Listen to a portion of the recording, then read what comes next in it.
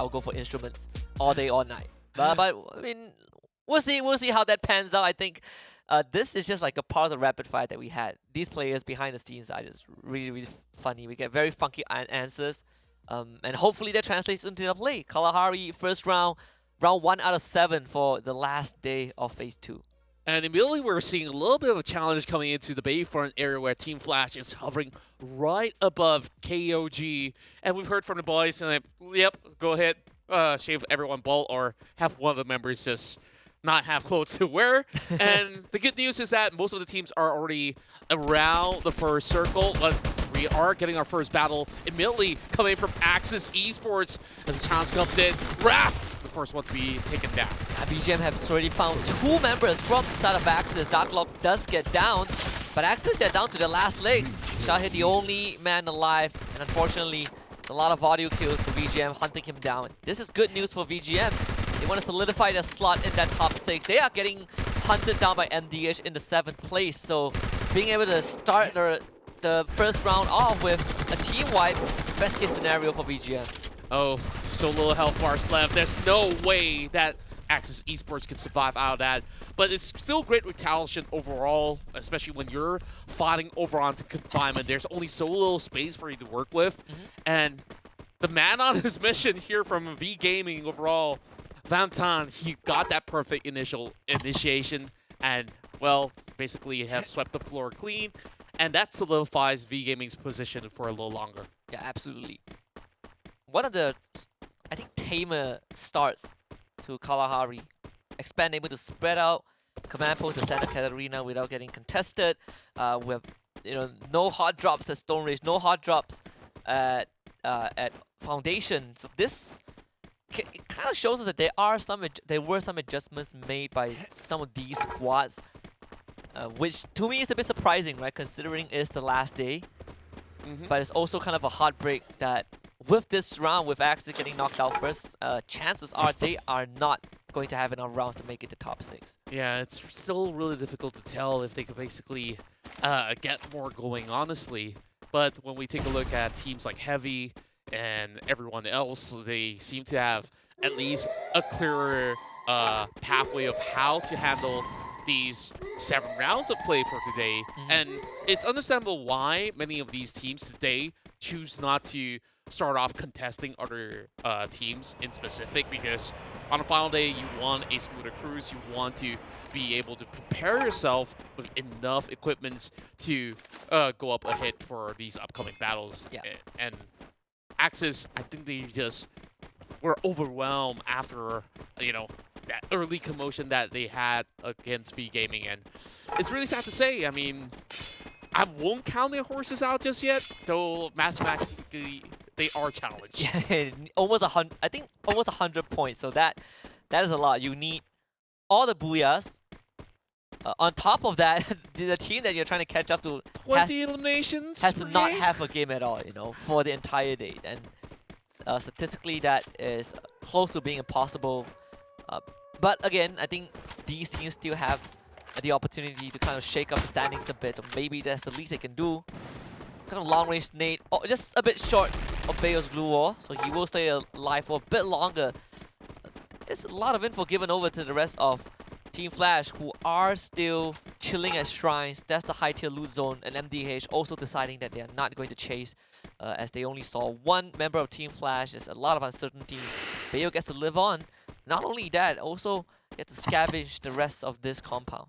Yeah, and it's pretty interesting to see that they just let go just like that, but it's also precaution being implemented coming in from the members of MDH, where you don't know what's hiding behind those closed walls. And speaking of which, KOG, they spot something out in the open instead, so they're just going to pry on these can of worms. Well, I wouldn't call BGM a can of worms, should I? But look at the artillery coming from all angles.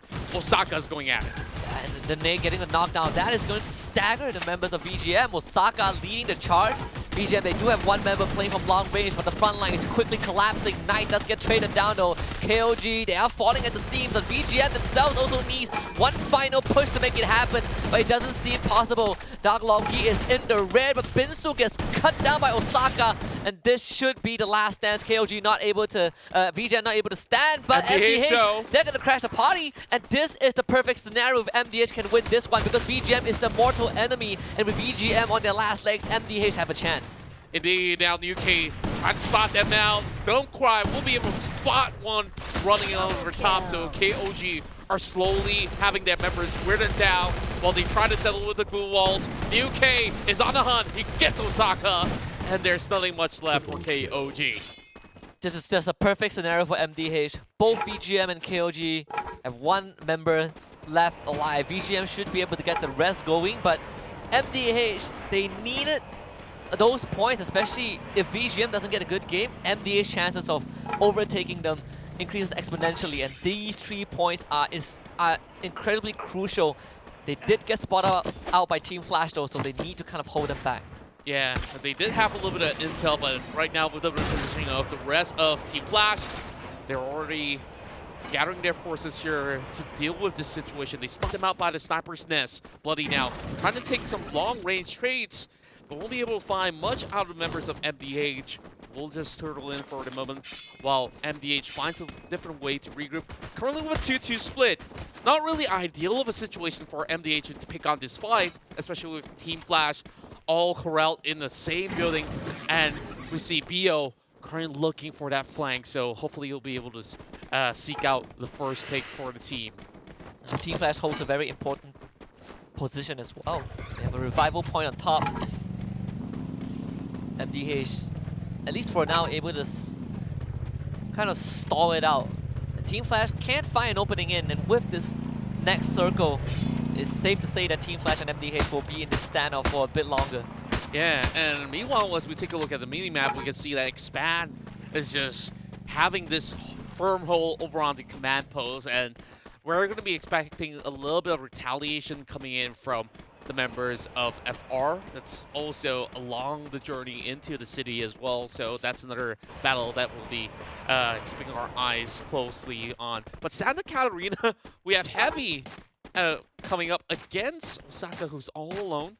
So I'm not too sure how much can he actually do in this situation. He just gotta lie here and wait for the meantime, as he's just basically outnumbered for the time being. So if he does get a few picks out of Heavy, that could be just some bonuses, but any ranking points that they could get here will mean a whole lot for KOG.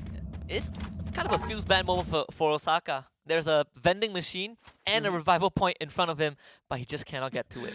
He's just gotta wait. I mean, just gotta wait. Eventually, when everybody leaves Santa Catarina, maybe that's where he does find that opportunity. Meanwhile, it's still a standstill between MDH as well as Team Flash, while we have Dewa United players flying directly into the command post, I assume. Well, that's not exactly it. Closer towards the refinery, where they're kind of in between Team Flash. They won't be able to spot them out just yet, so Dewa United, they're playing it safely, and we understand why. I mean, we look at their current position in the standings. They're not really in the clear. They want to ensure that they at least secure top 5 no matter what. Sem9 in the meantime under fire by Farang. And yesterday was Sem9's kind of worst performance in the entirety of Phase 2. And you know, that's why Heavy is just 2 points away from overtaking from tying up with them in first place. But with Farang putting on that much pressure and Xenop caught out in the open, Sem9 needs to find a way to support him, or they will have to fight the rest of this with a disadvantage. Jembao did catch a bit of those lead. Newbie kind of rushing out of his compound to kind of double up, trying to provide pressure, kind of suppress the rest of Farang. And so far, they have done a decent job pushing Farang back. Exactly, the civil war between both MSP teams have been happening many a times here in Purgatory, and oh boy, too bad. He's lucky enough that he didn't get tacked all too low while he was journeying his way over the top, and while Sem9 quickly tries to reposition so they will have enough of a distance to cover up while they use the lower ridges to cut across the map. Meanwhile, VGM, they're getting closer to Heavy, and in between Osaka, probably sweating buckets by now. Definitely. You have to pray that VGM don't decide to take the compound, which is a very, very logical. It's a very logical choice. But oh boy, Buffalo, he has already shown up on the kill feed, and that means it's an easy first blood for Heavy in this encounter. VGM didn't even stand a chance, and one of the core reasons why Heavy is so good is because of Buffalo. This guy, master marksman for Heavy, has not missed a single shot in the last thousands that he took. Indeed, and we've seen him really doing extremely well on those long ranges. Now, with Circle going to Santa Catarina, this is going to be a difficult challenge for the teams that will be stuck in between, where Expand now has to find a safe route to rotate, but everywhere you go into the upcoming safe zone, you're going to be challenged with other teams. And speaking of a challenge here, we have a couple of all of them just committing to this fight. MDH suffering a little bit of blows here, and they won't be able to find a little bit more points out of this skirmish. And Expand, they're starting to move in, and this is going to be a three-way battle. Yeah, MDH, they want to wipe out Anxiety, but Expand, they are taking matters into their own hands as well. Nero gets a kill, able to kind of back off, but MDH, they are on their last legs. It's all down to Nero to keep the MDH dream alive, to keep the top 6 chance alive. EXO was able to pick up Don't Cry in the meantime, as unfortunately for Anxiety, they are also down to just one member, and that Shomai Expand should be able to pick up the scraps and get a couple more free points for themselves. This compound, basically a total loss, and Expand should be able to slowly take over. Spots is targeted out. X-Roy needing to land the final blow, but shouldn't be too much of a hassle. Meanwhile, Team Flash is joining from the back as well. This is going to be a pretty tough challenge. Now, there's a clip going over on the member Expand, and on the outskirts, the flank has been exposed. Yambin takes out Axel, and that leaves only 3 more Expand members alive. Yeah, Expand, Axel kind of was watching the compound to support his team, but back completely exposed to Team Flash. So a good capitalization from a Vietnamese team.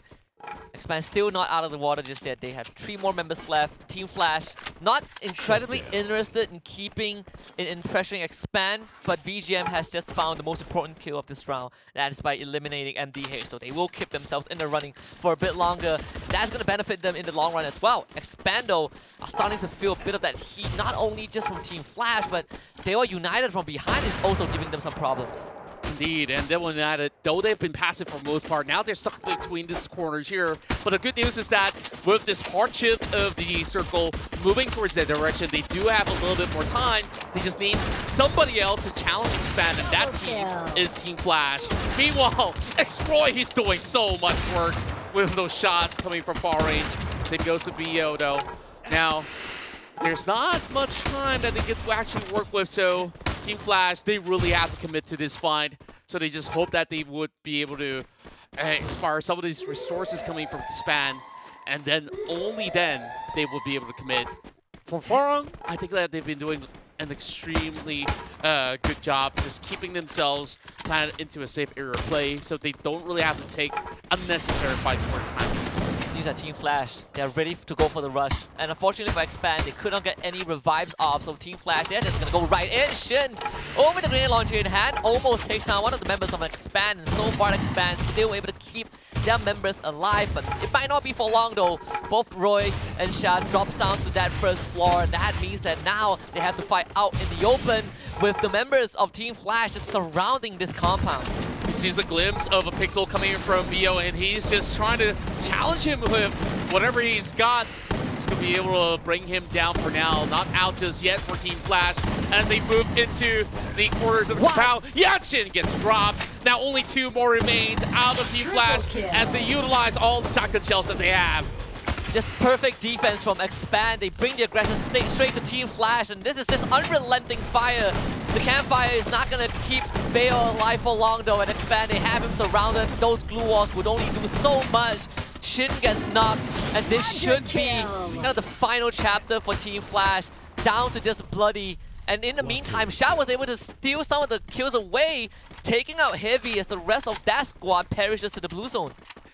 Wow, quite the clutch plays coming from X-Roy. Just look at him chasing after members and members out of Team Flash. Managed to secure himself that quadra. Meanwhile, Ronnie finally shows up. Rain will be able to clear out the scrap from the outskirts. Now that's 4 pointers in for the side of Devil United. And they're now in the top 4, locked right in. But still, Do they have what it takes to take out Expand? It's going to be a tough task though. Expand has full control of the circle. Farang still preoccupied. They took out Sem9, but Deva is still in the vicinity. This really feels like an Expand round unless things go horribly wrong. But we gotta look at Deva against Farang. Bams! Blows himself out. And that is all Farang needs. Unfortunately, Farang is also pretty much wounded. Expand just coming in for the final blow. 10 eliminations and a booyah to boot. Expand off to a great start. And they have to end it with a bang. Perfect booyah for a team hailing from Malaysia. Expand starts off strong here in our final day to qualify for Jakarta. Well, things are looking